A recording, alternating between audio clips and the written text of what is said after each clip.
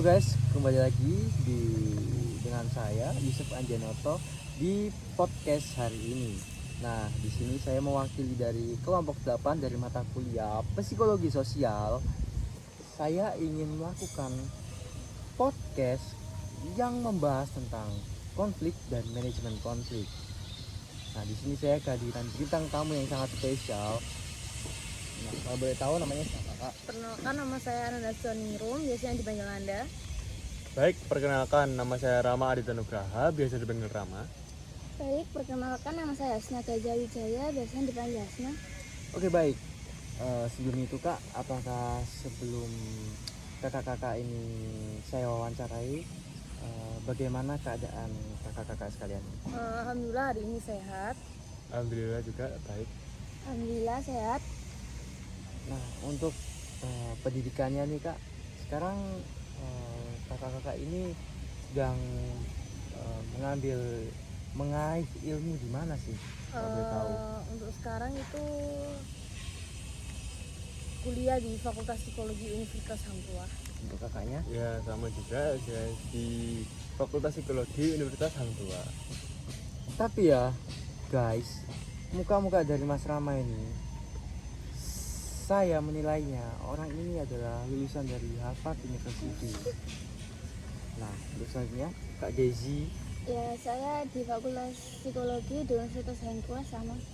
Oke, jadi semua ini adalah trio yang sedang mengaih ilmu di Fakultas Psikologi Universitas Hang Tuah. Nah, bagaimana kesan dan pesan kakak ketika berkuliah di sini? Menyenangkan, terus kita dapat ilmu baru tentang hal psikologi dan itu menurutku banget buat dipelajari. Oke, untuk Mas Rama? Baik, itu sangat menyenangkan ketika kuliah di sini, apalagi dengan teman-temannya yang emang seru-seru semua dan juga pelajarannya sangat bagus gitu untuk dipelajarin. Tetapi ya agak susah. Baik. Itu Kak Gezi bagaimana ya? Saya sendiri ya sangat menyenangkan dengan teman-teman yang baik, lingkungan baik. Ya. Oke, dalam kakak-kakak ini ketika berkuliah di Fakultas Psikologi Universitas Hang Tuah, apakah pernah mengalami kesulitan tersendiri? Kesulitan itu pasti ada, tapi bisalah kita handle secara personal. Baik. Ya sama, kesulitan itu pasti ada. Tidak akan nggak ada dalam suatu persoalan itu.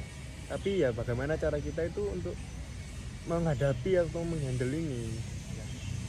Oke, untuk Kak Gezi, Untuk semester 2 ini udah mulai bisa mengatur kesulitan-kesulitan tersebut, jadi ya jalani aja.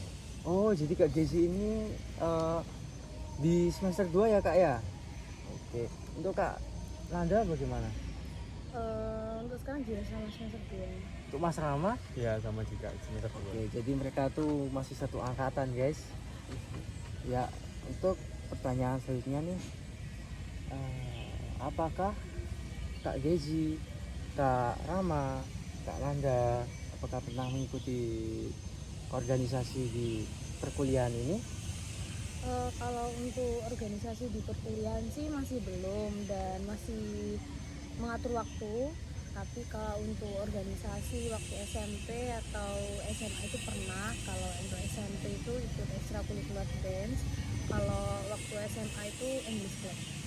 Oke, sepertinya nih Kak Nanda ini orangnya jago ngedance dan orangnya tuh asik, karena biasanya orang yang pintar bahasa Inggris tuh orangnya asik-asik. Nah, oke, selanjutnya dari Mas Romo. Baik, mungkin di saat saya di perkuliahan ini mungkin baru mengikuti satu organisasi ya, seperti organisasi di taekwondo. Tetapi saat SMP dan SMA saya mengikuti organisasi OSIS gitu. Oke, untuk Kak Gezi? Untuk saat ini hanya fokus kuliah saja, dan waktu SMA pernah mengikuti ekstra bulu tangkis. Oke, baik. Terima kasih atas jawabannya Kak. Saya di sini ingin menanyakan sesuatu lagi. Nah, dalam kakak-kakak ini bergabung dalam suatu organisasi. Nah, apakah pernah mengalami kesulitan tersendiri dalam berkecimpung di dalam suatu organisasi tersebut? Kalau apa kesulitan yang paling kerasa gitu ya, itu waktu SMA karena kita selama 3 tahun itu di rumah, jadi agak kesulitan untuk bersosialisasi sesama anggota English Club, terus komunikasinya juga kurang, terus kegiatannya juga berkurang, jadi itu salah satu kesulitan sih. Oke, baik. Untuk Mas Rama, bagaimana Mas Rama? Baik, mungkin kesulitan yang saat berada di organisasi ya emang saat SMA itu emang susah karena emang jadwalnya itu lagi ada COVID gitu ya, jadi Iya. susah memang untuk mengatur apa organisasi ini, entah dari online atau apa, emang sangat susah. Nah, selain dari itu ada juga kesulitan yang lain dari cara penanganan kayak masalah-masalah yang lain, misal terdapat apa masalah di dalam organisasi seperti perkelahian atau perbedaan pendapat, itu ya itu konflik-konflik yang biasanya terjadi di organisasi.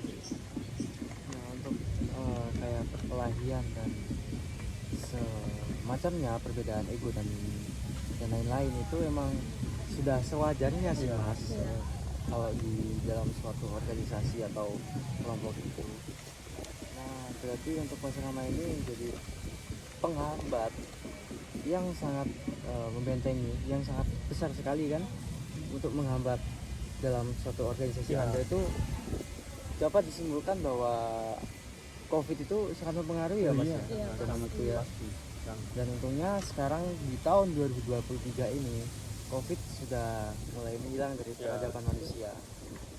Kita patutnya bersyukur kepada Tuhan Yang Maha Esa telah memberikan kita nikmat yang membuat kita dapat hidup sejahtera, sehat, dan aman di bumi ini. Oke, maaf agak freak saya. Oke, selanjutnya untuk Kak Jessi bagaimana? Kesulitan yang saya alami dulu itu ya bersosialisasi dengan anggota bulu tangkis tersebut. Kelas juga sulit, terus komunikasi juga kurang bisa ini. Oh, baik, jadi begitu ya Kak. Kakak Jessi ini orangnya sepertinya introvert ya guys. Nah, selanjutnya nih saya ingin menanyakan bagaimana sih cara kakak-kakak ini mengatasi suatu kesulitan yang Anda hadapi di dalam suatu organisasi tersebut. Untuk menangani konflik atau kesulitan tersebut ya, kita melakukan musyawarah, karena waktu SMA itu saya sebagai ketua umum di English Club, jadi untuk mengkoordinasi seluruh angkatan adalah kita melakukan musyawarah karena waktu itu lagi naiknya kasus COVID ya, jadi ya kita melakukan itu lewat Zoom, terus kayak kita ngomongin masalahnya itu enaknya diapain, kayak kita mikirin tentang jalan keluar, terus kayak gitu, seperti itu sih. Oh, jadi seperti itu. Nah, untuk Mas Rama sendiri itu bagaimana? Kan di zaman Mas Rama itu juga kan lagi booming-boomingnya kasus COVID ya. Iya. Nah, itu seperti apa Mas Rama? Nah, kalau saya sendiri dalam menangani apa masalah-masalah yang ada di dalam organisasi ya sama seperti Nanda, seperti melakukan pembicaraan yang lebih lanjut tentang permasalahan ini agar dapat selesai. Ini antara anggota dengan pemimpin dalam organisasi ini ataupun ya antara anggota aja gitu. Karena pokoknya dengan menyelesaikan secara komunikasi, masalah itu akan cepat terselesaikan entah bagaimanapun itu. Nah, kan itu menurut saya ingin menyela ya Pak ya. Kalau boleh tahu Pak, bagaimana sih cara Anda ingin mengkomunikasikan para anggota yang ada di organisasi Anda pada saat itu kan lagi booming-boomingnya COVID nih. Nah, sekolah-sekolah tuh pada diliburkan dan tentunya kita tidak bisa berkomunikasi dengan efektif karena pada saat itu kan kita tidak boleh ketemuan, tidak boleh bertemu, maksudnya dalam artian itu tidak boleh kita ketemu secara ketemu secara langsung seperti itu.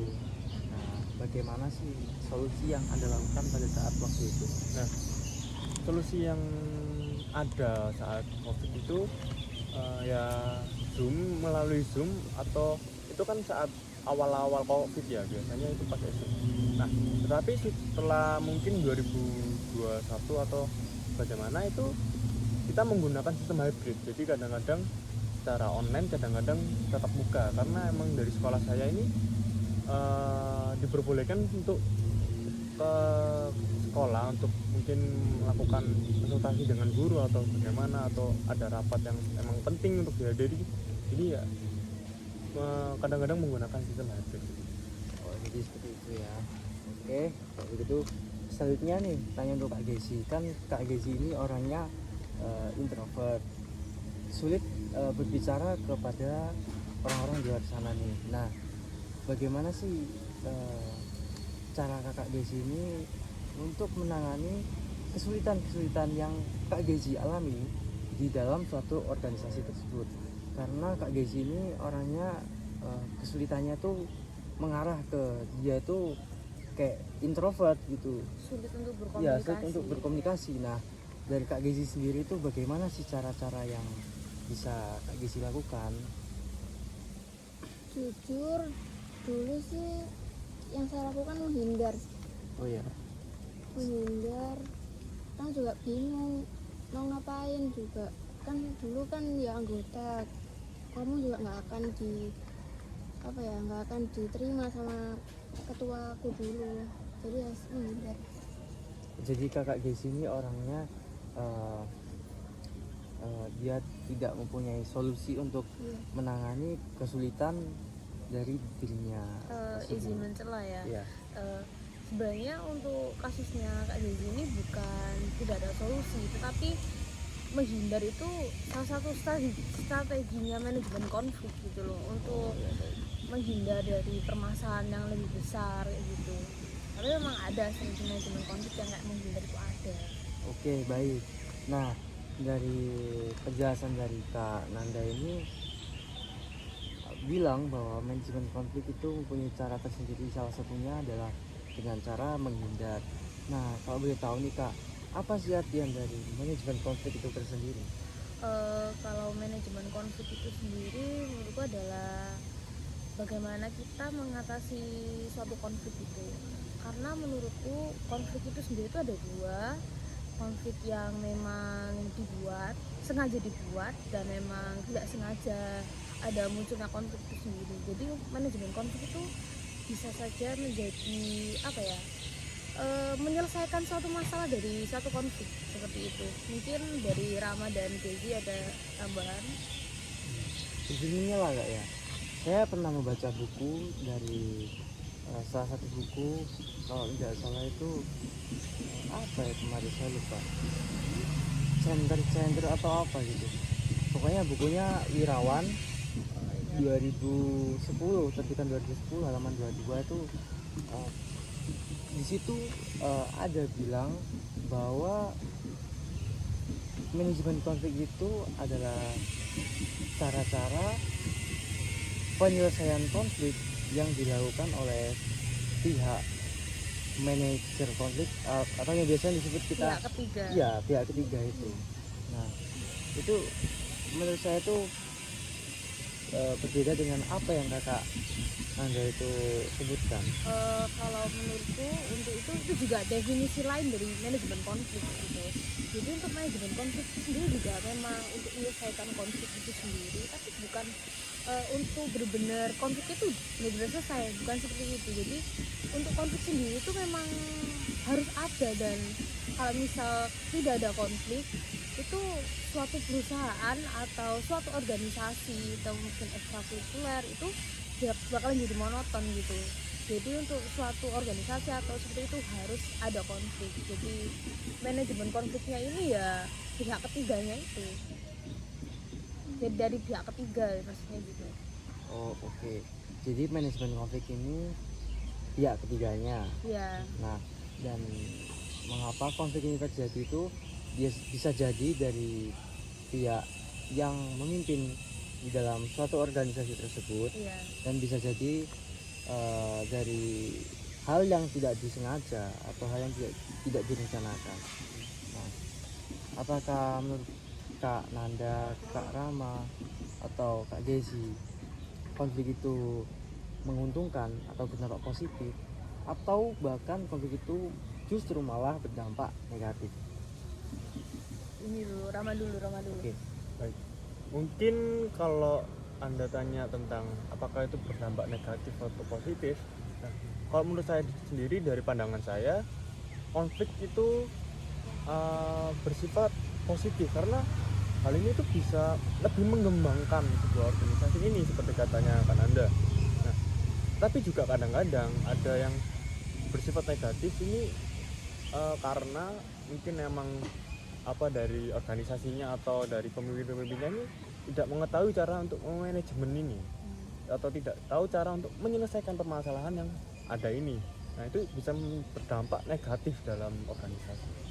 Oke, baik. Jadi manajemen konflik itu bisa jadi antara dua itu ya, berdampak positif dengan berdampak negatif.